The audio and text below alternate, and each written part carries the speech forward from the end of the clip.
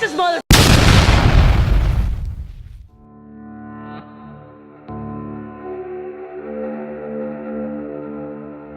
What's going on, ladies and gents? My name is Connor, aka President CM, aka Nobody.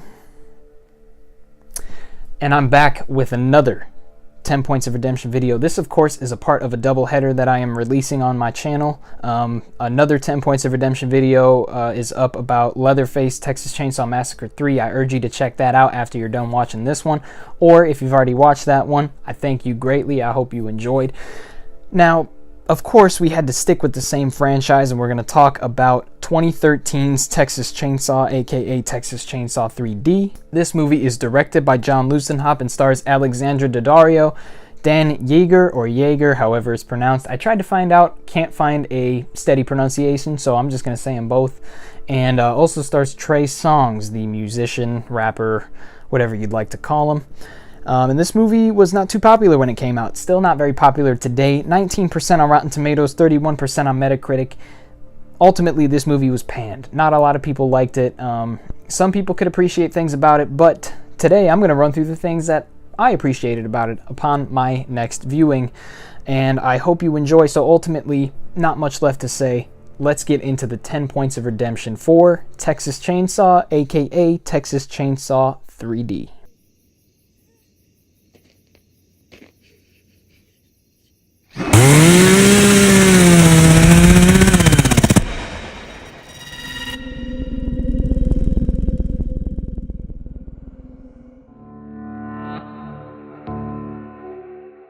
Now, point number one for this lovely film that we have is going to be the cameos / appearances from Texas Chainsaw Massacre legends.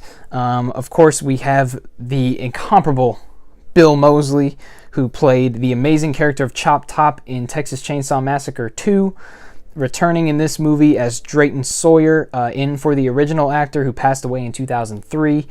We have Marilyn Burns, who played Sally in the first movie, and in this film, she plays the character of Verna Carson.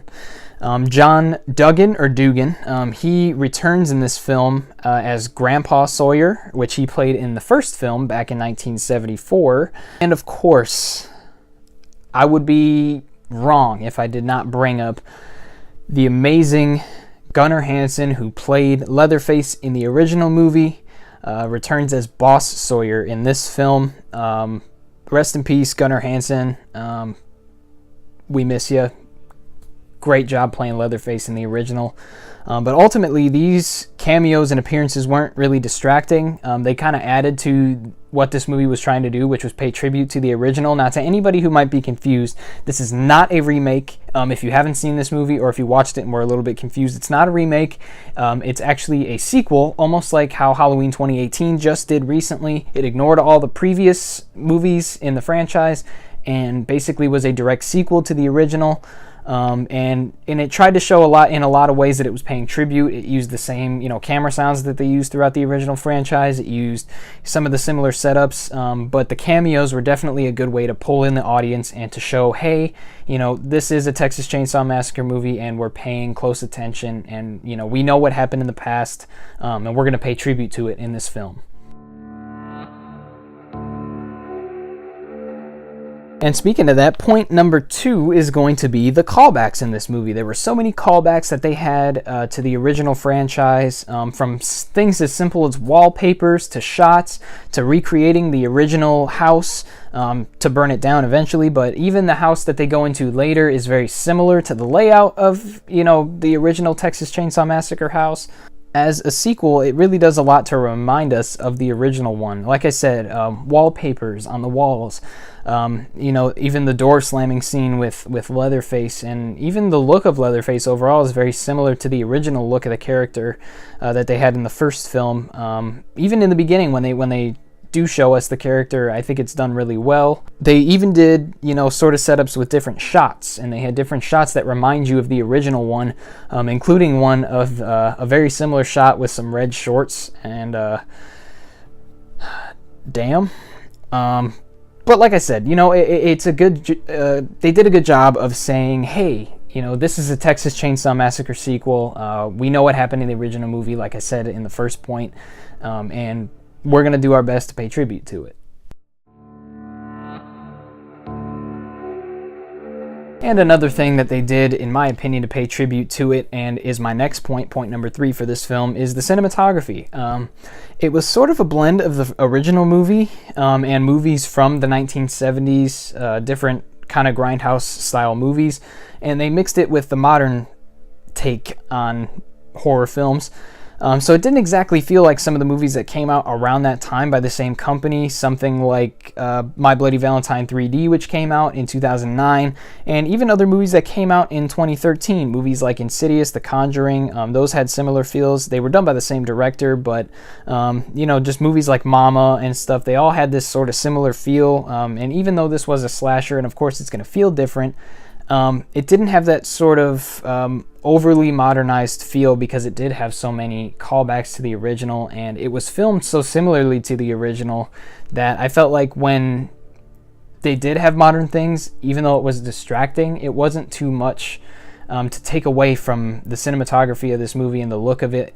Like most of the other Texas Chainsaw Massacre movies, it's a beautiful look throughout most of the film. A lot of cool colors, a lot of cool shot setups. Definitely something to check out while you're watching this film.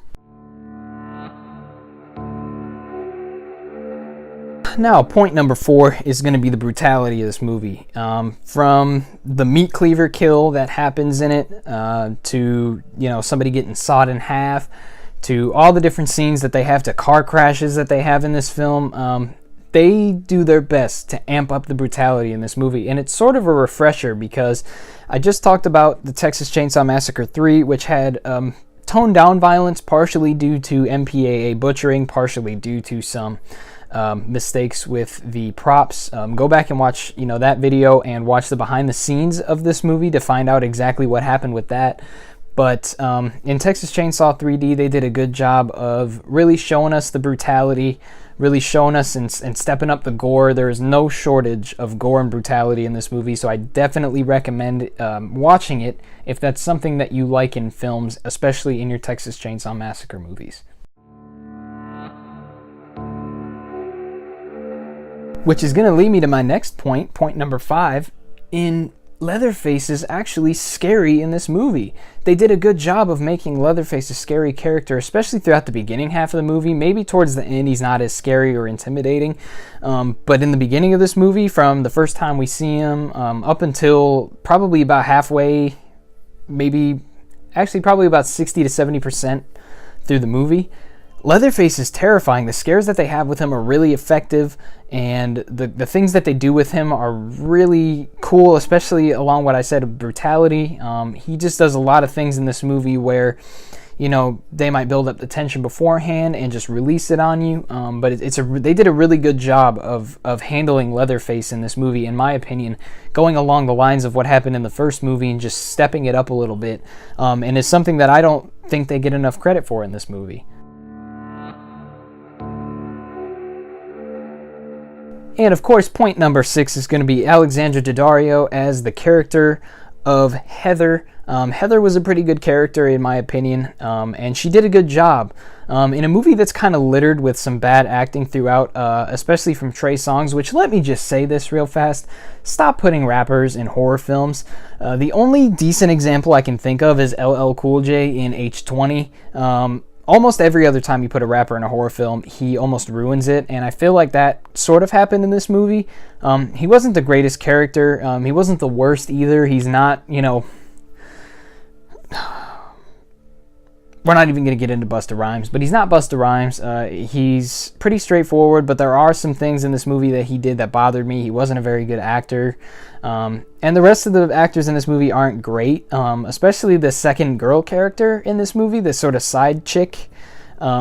She doesn't do that great until the scary scenes come, and then she does pretty well. But Alexandra did great in this film as the character of Heather. I think in showing sadness, she has to portray a lot of emotions throughout this movie. She does it very well, and the bad acting throughout the movie really leaves the room for her to shine. And I think she stepped up to the plate and really knocked it out of the park when you look at the rest of the performances in this film.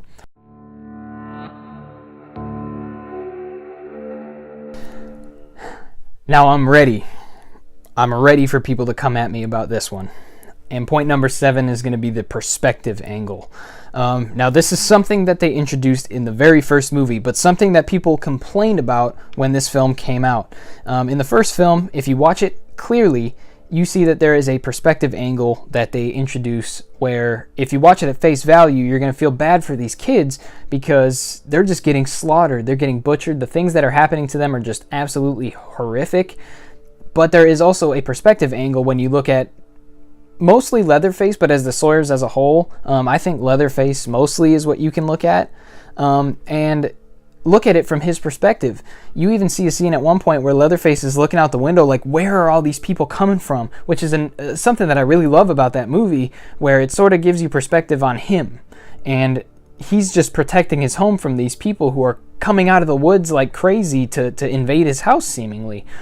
And they really double down on that in this movie. And they make it seem like, yeah, these Sawyers are crazy evil people, but they sort of turned the town into crazy evil people, and the town did them one better.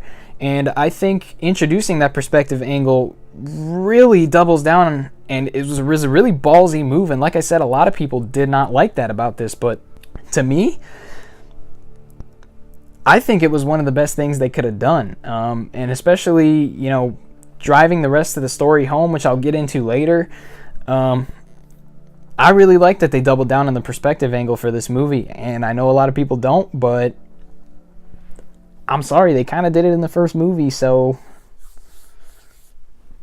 sorry. Now, point number 8, a quick one, is going to be the phone scene. There's a scene involving a phone that basically introduces modern technology into the Texas Chainsaw Massacre franchise. Sort of like how they did in Halloween Resurrection when they brought that new, head cam technology in. Just a quick scene, though.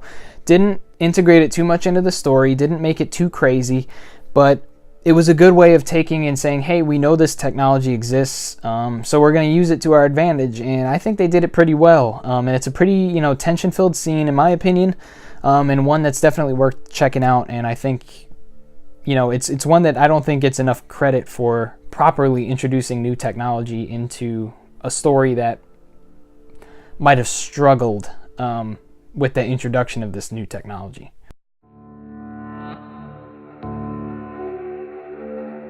Now, the next one I'm going to talk about is actually the mask scene, where we see Leatherface making his mask, and that's not exactly what I want to get into, is more of him putting it on.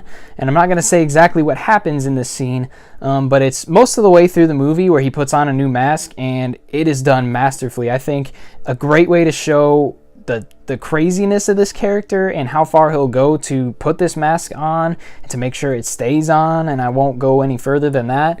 But it is just a brutal and awesome way to show us the process of making the masks and how he continues to do it and continues to evolve that process as he moves in life. And it shows almost a level of intelligence, but also at the same time his level of stupidity.